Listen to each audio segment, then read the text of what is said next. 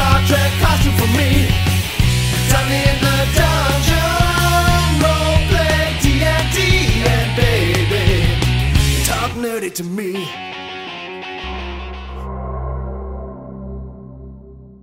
Hello and welcome back to Geek Girl TV. As usual, I'm your Geek Girl host, Eve Park, the girl who really knows her Thaco.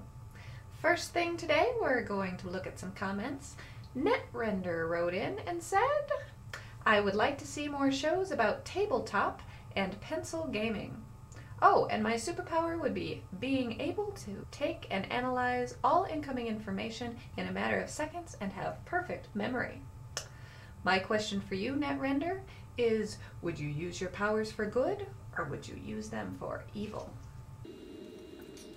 Tabletop and pencil gaming. I'd love to talk about that. One of my very favorite things to do.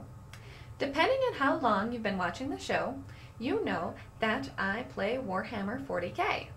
Or rather, I've never actually played yet. But I've purchased my army, I've assembled my army for the most part, and I am in the process of painting. I really love painting miniatures. It was my favorite part of playing D&D. I do it in excruciating detail, so it takes a really long time to paint an entire army. And if you're new to Warhammer, let me tell you, that's the suck part about it. First thing you gotta do is invest hundreds of dollars in figurines that you don't know if you have the talent or patience to assemble and paint. Once you're done assembling an entire army, painting it in your colors, then you have to find a group to play with, and only then can you find out if you find the game truly any fun to play.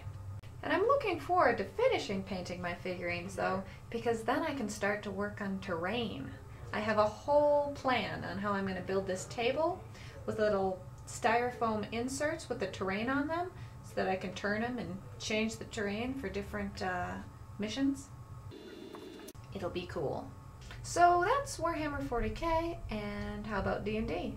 I loved playing D&D, but I haven't played for a really long time. Not since I went away to college.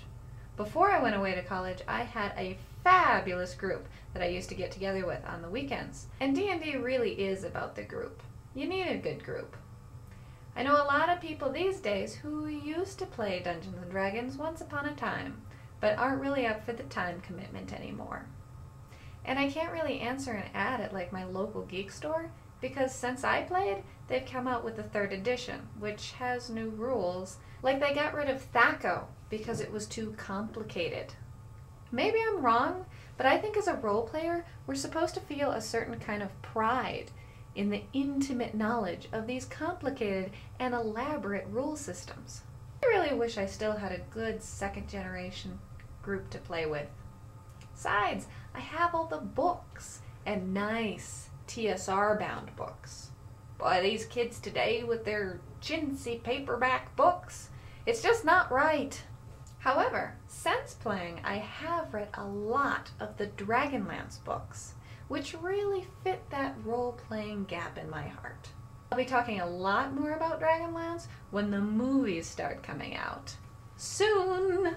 Lastly, let's talk about magic cards! So a while ago, I was at Penny Arcade and this banner popped up. I saved it because I thought it was funny. What if everything you knew about magic had changed? As a matter of fact, that would frickin' suck! That's the worst ad in the world! So I first started playing Magic maybe 10 years ago, about 2nd edition, and I have a lot of cards from back then, starting then and a couple years forward.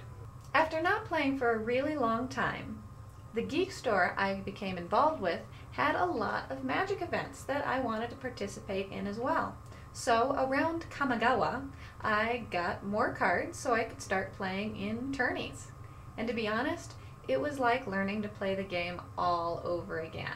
In fact, it's one of the really good things about Magic, that it's so dynamic, and each new set brings new rules and new ways to play. It's something I'd really like to do again if I find another very welcoming environment to play in.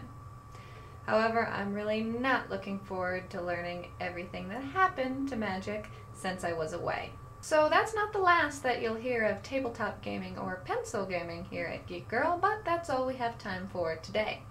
I'd like to get to another comment, but I lost it. I'm sorry. The misplaced comment asked me to enter the PC-Mac debate, which I so don't have time for in the rest of the show, but I will give you a couple of my thoughts. As you may know, Geek Girl is produced on an iMac with an iSight. And although I go both ways, I've always owned PCs at home. I really like PCs because you could build it yourself with exactly the components that you wanted and save a little moolah. In addition, I was able to save moolah with pirated software, which was essential to me mastering software that I now use legal copies of. What can I say? Sometimes not even student copies are in a student's budget. Anyway, previously, PC had to be the choice for me, partly because Macs didn't run certain software that I wanted to be able to run, like 3ds Max. So about 6 months ago, I bought another Dell, because my first Dell laptop gave me a really good experience, even though the last one, not so much. But anyway, I bought a Dell, and I have kicked myself every day since. I should have bought a Mac. I loathe that little window. You know the little window I'm talking about. Every time you restart, that little system update window comes up asking to talk to the mothership with questionable intent. Every time I see it, I think to myself, ooh, my work Mac never puts me through this crap.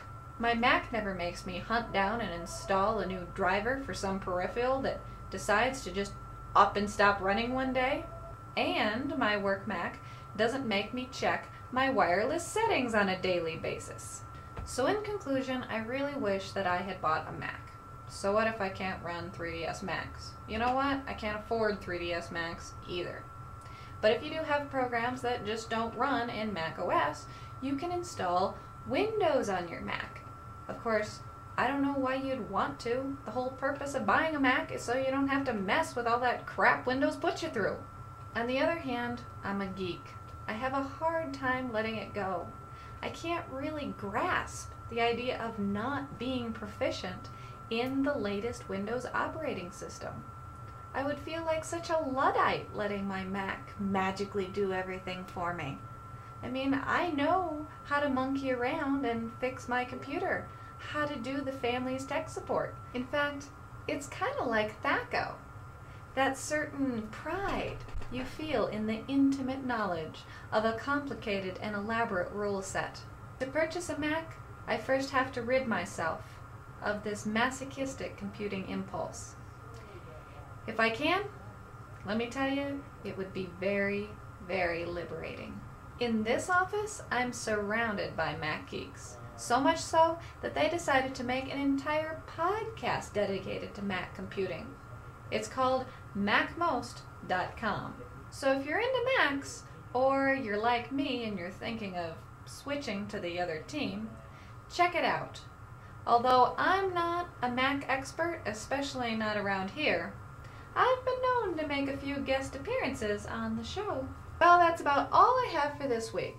But remember Geek Girl's special April challenge. If you were a supervillain, what would your name, power, and target be? Send your answers to geekgirl@clevermedia.com because I'd like to know. And remember, extra credit for video submissions. I haven't got any video submissions yet, but I know you can do it. Show me what you're made of. Phrase Monkey writes, if I were a supervillain, I'd be Professor Jitters. Having spent all his time in college in a constant state of alertness due to toxic levels of caffeine in his system, he was able to read every single textbook and paper in existence. On top of that, he is now able to, with a look, draw the wakefulness from anyone around him. Or he can give them the shakes, so bad that they vibrate apart. Right on, Phrase Monkey. I like your style. Until next week, this is Geek Girl, signing off.